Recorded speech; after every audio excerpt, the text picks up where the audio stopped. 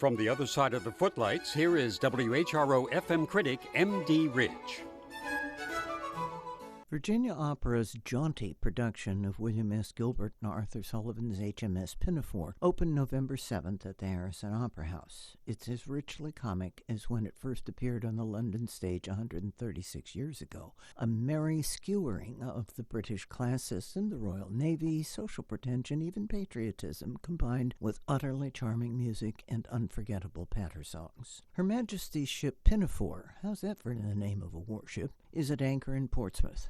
Not ours, the South of England one. Little Buttercup comes aboard to sell trinkets to the ship's crew.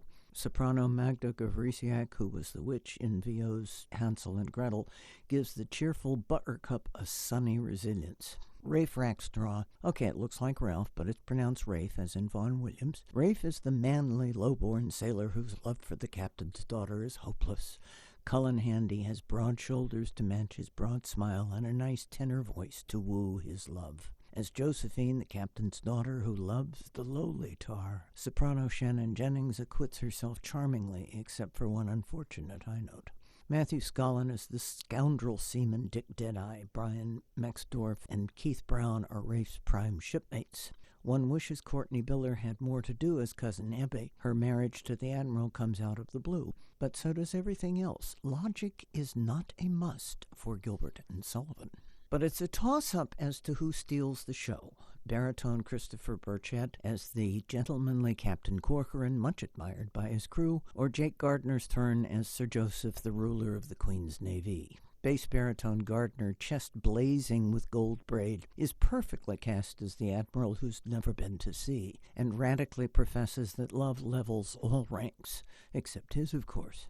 The character is based on one W.H. Smith, at that time a political appointee as First Lord of the Admiral, who had never, ever served in any military or nautical capacity. But I lean towards Burchett, who sings the wonderful I Am the Captain of the Pinafore with its refrain, What never? Well, hardly ever. Burchett's beautifully underplayed comic timing is impeccable, his diction flawless, and he moves well. And in the topsy-turvy surprise ending, remember, do not ask for logic.